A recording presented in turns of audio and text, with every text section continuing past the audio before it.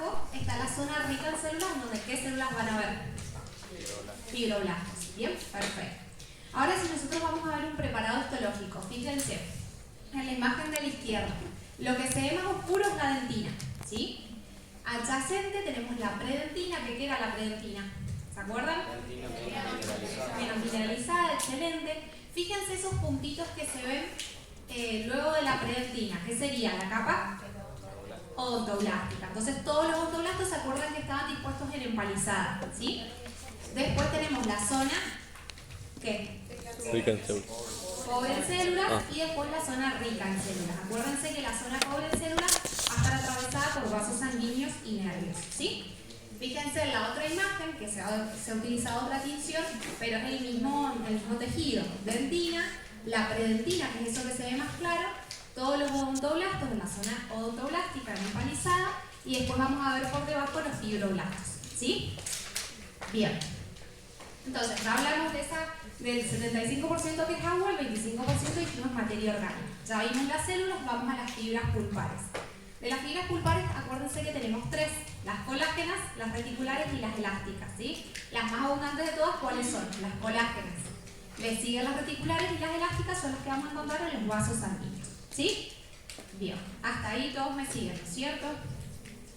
Bueno, con respecto a la inervación pulpar, saben que la pulpa está ricamente inervada, lo que le da la sensibilidad al elemento dentario, ¿sí? Entonces, va a estar ricamente inervada por qué tipo de fibras: nerviosas, sensitivas y vegetativas, que van a penetrar, fíjense en el gráfico, a través del agujero apical, ¿bien? Junto con los vasos sanguíneos. Y fíjense cómo tienen, que vienen los nervios y cuando llega a la corona, ¿qué pasa? Se dividen en pequeñas ramas, o en ramificaciones más delgadas. Y luego se va a dividir en axones aislados, que va a estar en terminaciones nerviosas, que es lo que realmente nos va a dar la sensibilidad en el elemento dentario. Esas terminaciones nerviosas se van a ubicar entre ¿qué? Pulpa y dentina, ¿sí? Entonces ubíquense en el gráfico cómo todos estos nervios se disponen de tal manera, ¿bien? Y esto es lo que conocemos, toda la inervación, como el plexo nervioso de Rashko. ¿Cómo lo veríamos en un preparado histológico? Fíjense, externamente la dentina, allá arriba. Predentina, los odontoblastos, luego los fibroblastos y el plexo nervioso de Rashko, que acuérdense que los nervios van a atravesar todas las capas, ¿sí? Bien, vamos entonces con la primera pregunta. ¿A qué me refiero cuando hablo de fibras nerviosas sensitivas y vegetativas? ¿Cuál es la diferencia entre ambas? Por supuesto que lo pueden buscar por Google, por ejemplo, si no lo saben. Sí. Puede ser que las sensitivas, digamos, son las, obviamente, con ese nombre, captan la sensación que sintiendo el diente, Sí. y las vegetativas eran las que regulaban la vasodilatación o contracción de las arterias. Sí, va por ahí, pero hay alguna palabra clave que no me estás diciendo. ¿Se acuerdan con respecto al sistema nervioso, cuáles eran las fibras vegetativas?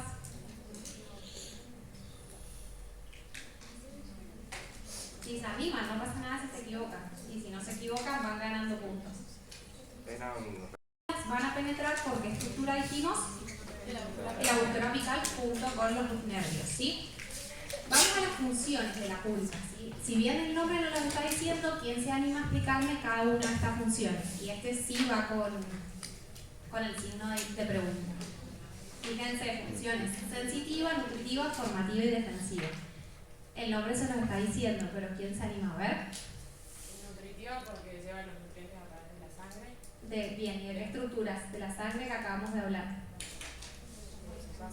A través del agujero apical. ¿Ah? Bien. Sensitiva por la fibra sensitiva que acabamos de hablar. Perfecto. Formativa porque tiene las células, que son los fibroblastos, como odontoblastos, Bien. que van a segregar la dentina Perfecto. hacia la periferia. Y los fibroblastos que secretaban, dijimos. La motriz propia de la pulpa. Bien, las fibras. Fibra, Las fibras. Perfecto. ¿Ah? Y defensiva porque justamente las células de la sangre están ahí en el concentrado. Justo la última. Bien, va por ahí, pero defensiva, pensalo, ¿por qué más podría ser? Esperen, a ver si la compañera termina de responder y se van a responder. De las que faltaría la cuarta. Porque en la periferia, como tiene los odontoblastos, en caso de alguna noxa, es la que va a segregar justamente. Claro, aparte de la dentina reparativa. ¿Se acuerdan de que existían diferentes tipos de dentina, la dentina terciaria? Pero muy bien. ¿Cómo es tu apellido? Tazo. Tazo. Tazo con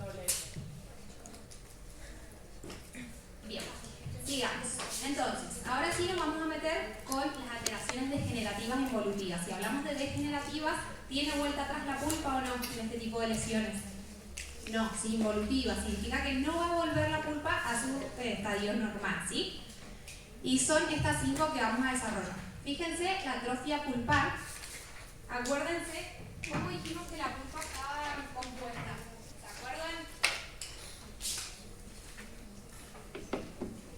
Matriz y Mira, el 75% que era agua. Bien, y 25% Matriz matriz orgánica. De la matriz orgánica, acuérdense que teníamos qué cosa. células. Células y por el otro lado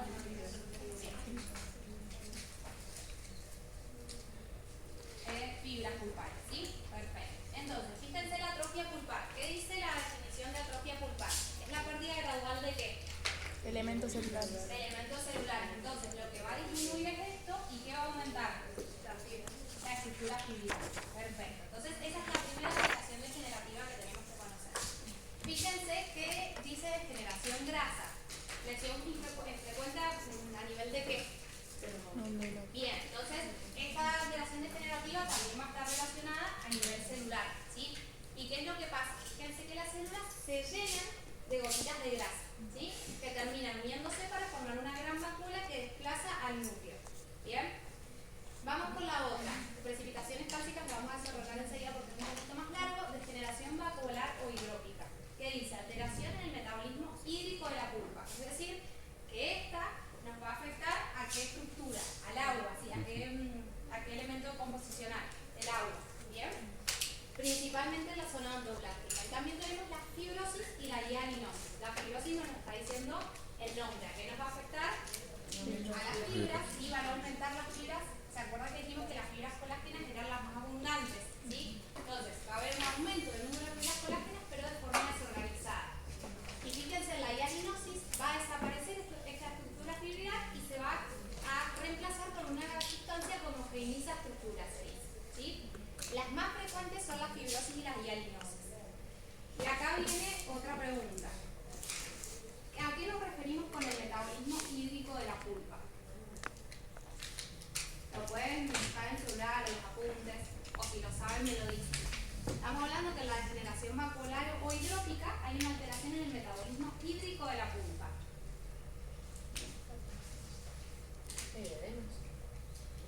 No. O sea, pueden haber edemas porque puede haber inflamación, que vamos a bajar más adelante, pero no se refiere a eso esta alteración degenerativa. Yo no sé si lo encontrarán en los apuntes, más es razonar qué es el metabolismo hídrico de la pulpa. Si quieres responderme vos y te ganas cuando terminas. ¿Cómo se llama el equilibrio normal que mantiene el mismo organismo, en este caso la pulpa, a través de los diferentes metabolismos? Claro. Entonces, para lograr esa homeostasis, hay un metabolismo hídrico. ¿Sí? Cuando hay alteración de este tipo de metabolismo, se produce esta alteración degenerativa. ¿Sí? Muy bien, ¿cómo está obedecido? Navarrillo. Navarrillo.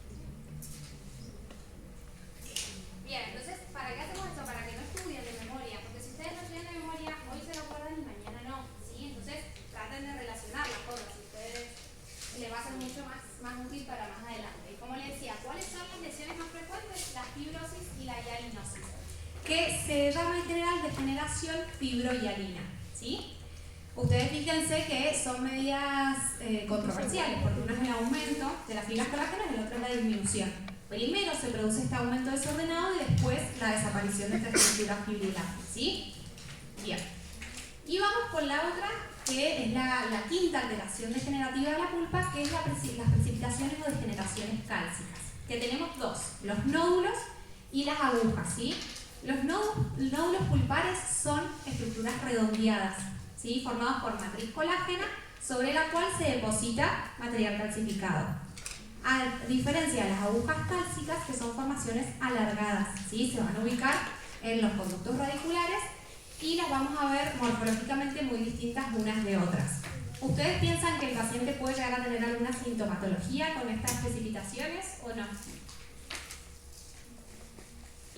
Si ustedes tienen alguna calcificación a nivel del cuerpo, ¿les duele, no les duele? ¿Sí? ¿Alguno le ha pasado que les duele? ¿En qué zona, por ejemplo? Los riñones, pues. Puede ser, por ejemplo, los riñones. En este caso, el elemento dentario no expresa ninguna sintomatología, ¿sí? Si bien en algunas partes del organismo podría ser, en este caso no, ¿sí? Solo vamos a diagnosticar esto a través de la radiología o la anatomía patológica, ¿sí? Bien. Y tenemos dos clasificaciones, de acuerdo a su estructura: verdaderos, cuando están formados exclusivamente por dentina irregular, o falsos, cuando son simplemente sales cálcicas, no hay dentina en su estructura. Y pueden ser, de acuerdo a su localización, libres o adheridos. ¿A qué se van a adherir? ¿A qué se imaginan? ¿Un nódulo o una aguja? ¿A qué se puede adherir? A las paredes del espacio pulpar, a las paredes de la pulpa, ¿sí? Es decir, entre dentina y pulpa. Bien, vamos con otra pregunta. ¿Quién se anima, no es pregunta esto, sino quién se anima a pasar y graficar cómo se ubicarían, o sea, forma y localización de nódulos y agujas?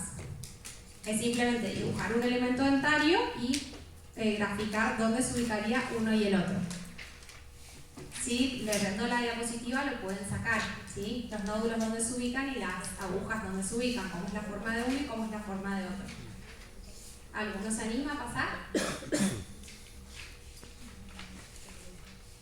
Que los vemos más claramente, esa imagen redondeada de límites no tan regulares, pero tiene forma más redondeada con respecto a las agujas. Fíjense este otro preparado histológico, que hay nódulos y arriba está un poquito más alargado, podríamos llegar a decir que es un tipo de aguja cálcica. Fíjense radiográficamente cómo se ve, que se ve con las flechas amarillas. Fíjense en la imagen de la izquierda, ¿sí? ¿Qué elemento es ese? Es una radiografía periapical o retroalveolar. El canino, perfecto. Por la ubicación, ustedes no han visto todavía imágenes, pero es el elemento 33. Entonces, fíjense que el espacio pulpar tendría que ser oscuro, radiolúcido, porque es un espacio, ¿sí? Entonces tendría que ser oscuro y está ocupado por esa masa radiopaca, se dice que es blanca, en el conducto radicular. ¿Qué dicen que es más? ¿Un conducto, un nódulo o una aguja? Nódulo, bien. En los unirradiculares no hay tanto espacio, entonces en general son nódulos, ¿sí? Fíjense, esa que es una radiografía Baldwin, la del medio, que se ven los molares, elementos del sector posterior, cómo se ve redondita esa imagen radiopaca, que eso también es un nódulo.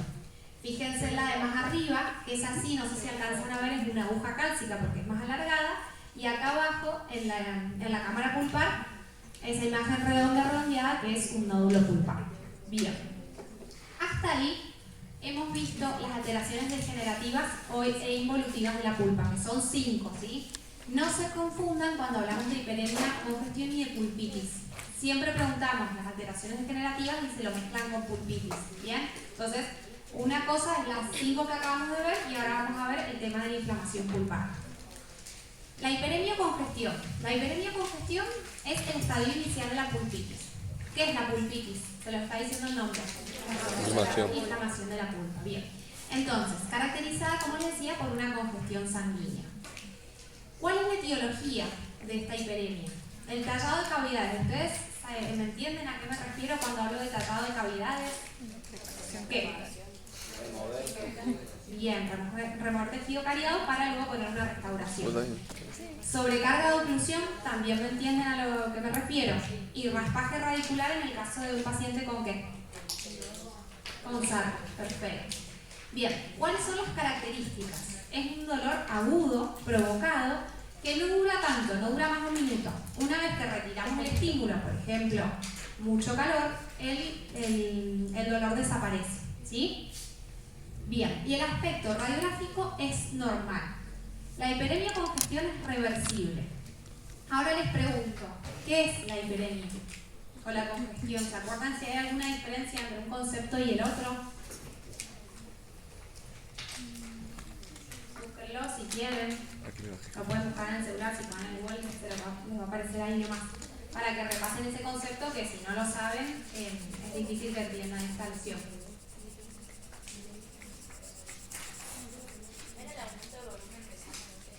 Perfecto, ¿y te acordás la diferencia con congestión? Acá, en este teórico lo ponemos como sinónimos, hiperemia o congestión, pero existía una diferencia. La hiperemia no es sangre arterial y la congestión venosa. cuál es la activa y el pasivo? No, la hiperemia es La hiperemia, a ver, contestamos a ver si te lo van a hacer. La activa y la congestión pasiva, ¿sí? Entonces, quédense con el concepto que es un aumento de volumen de sangre, en donde si hay aumento de volumen de sangre, a ver, la que me contestaste recién, a ver si me contestaste que lo ganas porque fue a la mitad. Si hay un aumento de volumen de sangre, vamos a ver un preparado histológico de este tipo. ¿Qué es eso rojo que se ve? ¿Qué células serían? Vos pensás que hay un aumento del volumen de sangre de esa zona. ¿Qué células serían? Eritrocitos, ¿sí? Entonces fíjense que un preparado histológico de una hiperemia o congestión pulpar lo vamos a dar de esa manera, ¿sí? Bien, ¿cómo está apellido? Salinas. Bien, y vamos con la pulpitis. Como ustedes ven, queda una inflamación de la pulpa, pero una inflamación irreversible, ¿sí? Una vez que el elemento esté con pulpitis, es muy difícil que vuelva al estadio normal. ¿Cuáles son las causas? Una caries, que es lo que ustedes más frecuentemente van a ver en el consultorio, procedimientos iatrogénicos. ¿A qué nos referimos con procedimientos iatrogénicos?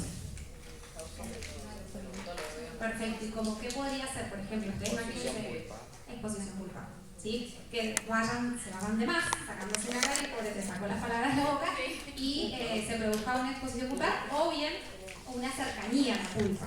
¿Qué otra cosa puede ser causa de una pulpitis si hablamos de procedimientos iatrogénicos? Que el odontólogo no use qué cuando está sacando una caries. ¿Cómo? Aislamiento podría ser, pero irrigación. Si el odontólogo trabaja sin refrigeración, va a producir un calentamiento, un aumento de temperatura y puede producir una pulpitis, ¿sí? Traumatismos, enfermedad periodontal, ¿sí? O por vía sanguínea. ¿Cómo puede ser que por vía sanguínea nos produzca una inflamación irreversible de la pulpa? ¿Por dónde ingresan los microorganismos, por ejemplo? O por vía sanguínea. ¿Por dónde entran los vasos sanguíneos a la pulpa? Por el agujero apical, ¿sí? Entonces por ahí también puede ser que se nos produzca una inflamación irreversible. Fíjense cómo se ve un preparado histológico de una pulpitis. Una interrupción del tejido pulpar normal, ¿sí? Obviamente ustedes nunca van a entender si esto es normal o anormal si no conocemos las características histológicas, ¿sí? Y para diferenciarlas de las patológicas. Entonces, súper importante siempre volver a repasar un poco de histología, ¿sí?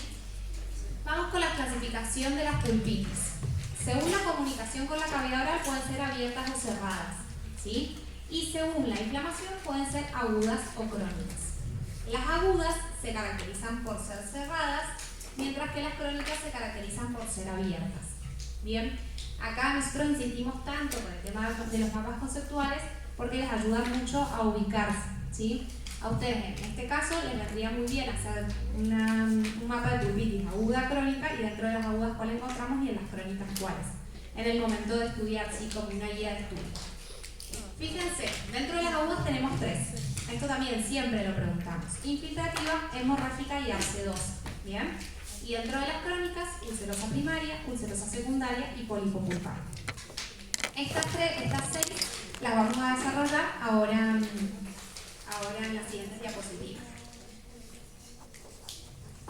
Bien, para estudiar este tema, sí o sí tienen que repasar el teórico de inflamación aguda y crónica. Si ustedes saben ese teórico o lo repasan, este tema les va a parecer una tontería, porque es la inflamación aguda y crónica aplicada a la pulpa, ¿sí?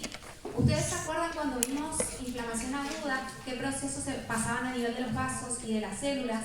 ¿Sí? ¿Se acuerdan que había una hiperemia, como dijimos, una congestión, edema? ¿Qué era el edema? Bien, desde el vaso sanguíneo hacia los tejidos, hacia el espacio intersticial. ¿Y la extravasación de qué? Si estamos hablando de pulpitis aguda, ¿qué tipo de células vamos a encontrar? Neutrófilos principalmente. Si hablamos de crónica, ¿qué células encontramos? Macrófagos y linfocitos, también células plasmáticas podemos encontrar, ¿sí? Entonces, se produce, como dijimos, hiperemia, edema y extravasación de polimorfos nucleares neutrófilos. Esto va a producir una compresión en la zona del filete nervioso y va a generar dolor en el paciente. Ustedes saben que el dolor de muelas, de elementos dentarios, es muy molesto para el paciente, ¿sí? Vamos a ver los diferentes tipos de pulpitis aguda. Dijimos infiltrativa, hemorrágica y abscedosa. La infiltrativa se desarrolla a través de una hiperemia, dijimos este proceso como es su compañero más activo, mientras que la hemorrágica una congestión intensa. Fíjense en la pulpitis infiltrativa que, como dijimos, es una infiltración de polimorfos nucleares neutrófilos. En la hemorrágica vamos a ver una infiltración de ¿qué? De glóbulos rojos o de eritrocitos, y vamos a ver vasos trombosados. Clínicamente, esto también lo preguntamos mucho, no se puede diferenciar la infiltrativa de la hemorrágica, ¿sí? Porque al paciente le duele al calor, al frío y a la presión, ¿sí? Entonces no la podemos distinguir. Sí podemos distinguir la pulpitis abscedosa. ¿Cuál es la diferencia? Al paciente le duele mucho con el calor y la alivia con el frío, ¿sí? A diferencia de las otras dos, acá este es un cuadro muy activo en donde ¿qué es lo que hay? Formación de un absceso, pus, ¿sí? Entonces por eso es que se llama pulpitis abscedosa. Bien, con respecto a la pulpitis crónica, acuérdense, la pulpitis aguda dijimos que era cerrada. ¿Qué se referirá a que es cerrada? Que no está expuesta. O sea, que no tiene comunicación. La pulpa con la cavidad bucal, ¿sí? Mientras que las pulpitis crónicas sí hay comunicación entre la pulpa y el medio externo.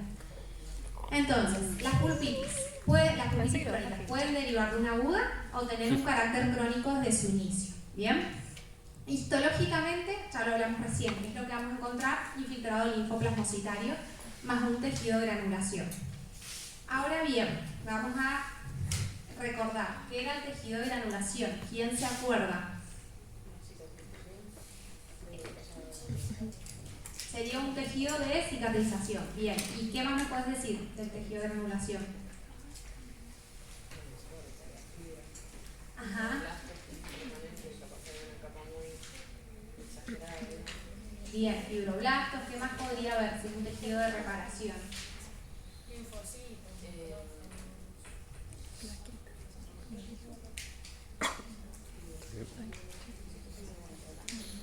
No, en un tejido de granulación no hay odontoblastos. ¿Alguno que se anime a dar una definición más completa? A ver. No sé, que tenía fibroblastos, macrófagos y neovasos, ¿sí? También es un tejido de reparación, es un tejido conectivo especializado de reparación. Entonces acuérdense que vamos a encontrar también ciertas células inflamatorias y más que nada neovasos y fibroblastos. Bien, esos son conceptos que se tienen que acordar. También podemos encontrar células plasmáticas, pero es un tipo de tejido conectivo, ¿sí? De reparación. Entonces, acuérdense, de la pulpitis crónica teníamos tres. ¿Cuáles eran?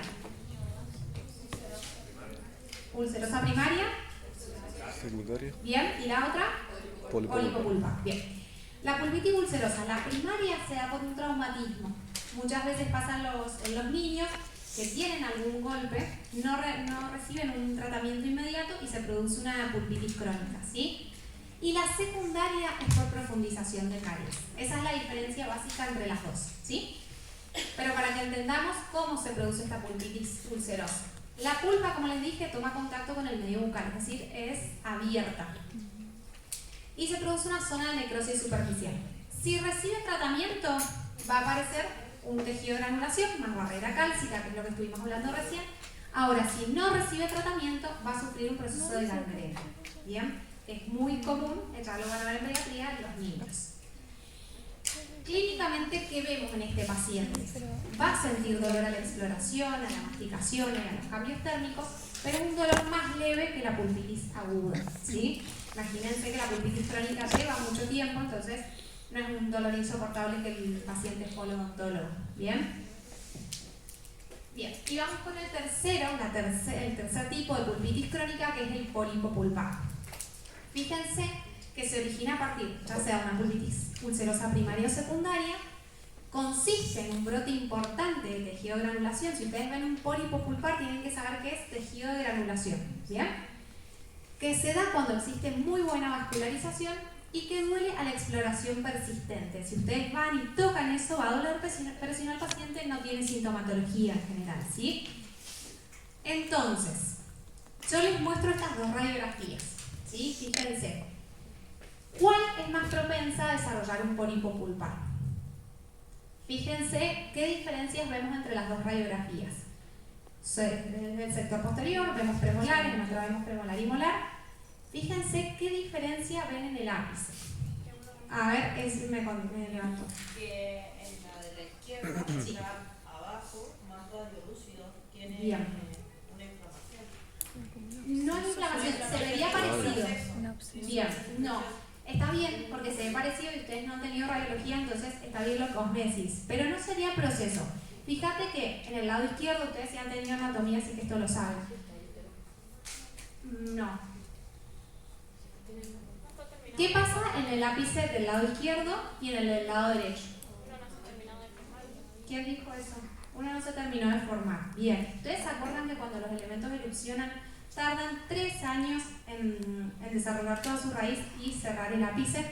Bien. Entonces, si vamos a ver composita ni más, así te ganas el punto. ¿Cuál de las dos radiografías es la que tiene el ápice abierto? Los elementos de la izquierda. Bien, entonces, si dijimos que el pólipo pulpar consiste en un brote importante de tejido de granulación y que requiere mucha vascularización, ¿cuál te imaginas que es más propenso a desarrollar un pólipo pulpar? ¿La imagen de la izquierda o la de la derecha? A ver que me conteste ella. Piensen. ¿Por qué? Porque son más mayor entrada de vaso. Claro, porque el agujero apical es más grande, entonces tiene mayor irrigación. A medida que el ápice se cierra, ese elemento no está tan inervado e irrigado, ¿sí? Por eso es más fácil una reparación, por ejemplo, de un elemento más joven a más viejo. ¿Bien? Entonces, el más propenso a desarrollar un pólipo pulpar es el del lado izquierdo, que es un paciente más joven, ¿sí? Bien, lo sacaste. ¿Cómo es tu apellido? Segovia. Entonces, ustedes ahora entienden por qué es más común ver pólipos pulpares en niños que en adultos, ¿sí? Y acá está la respuesta de lo que estamos hablando recién. La buena vascularización se da en forámenes amplios, es decir, en dientes jóvenes. Bien, fíjense cómo se ve histológicamente un pólipo pulpar. ¿Entienden las imágenes? Está abierta el espacio pulpar, la pulpa, a la cavidad oral. Y fíjense todo eso que se ve allá arriba. ¿Qué es lo que es esto? Todo esto que se ve. Inflamación. Tejido de granulación, un brote importante de tejido de granulación. Y si dijimos que el tejido de granulación estaba compuesto, ¿por qué? Por Células biovasos, células macrófagos, células epiteliales, ¿sí? Fíjense cómo lo van a ver clínicamente. Esto es lo que ustedes van a ver generalmente, como les digo, en pacientes pediátricos cuando estén cursando con una pulpitis crónica de tipo pólipo pulpar. ¿Bien? Que como les digo, si ustedes tocan eso le va a doler porque es la pulpa que está inervada. Bien. ¿Y qué dijimos? Que si recibía tratamiento se producía este tejido de granulación más la barrera cálcica. Si no recibía tratamiento se produce una gangrena. Bien, previo a la gangrena está la necrosis. Existen 2 tipos de necrosis a nivel pulpar, de coagulación y de licuefacción, ¿sí?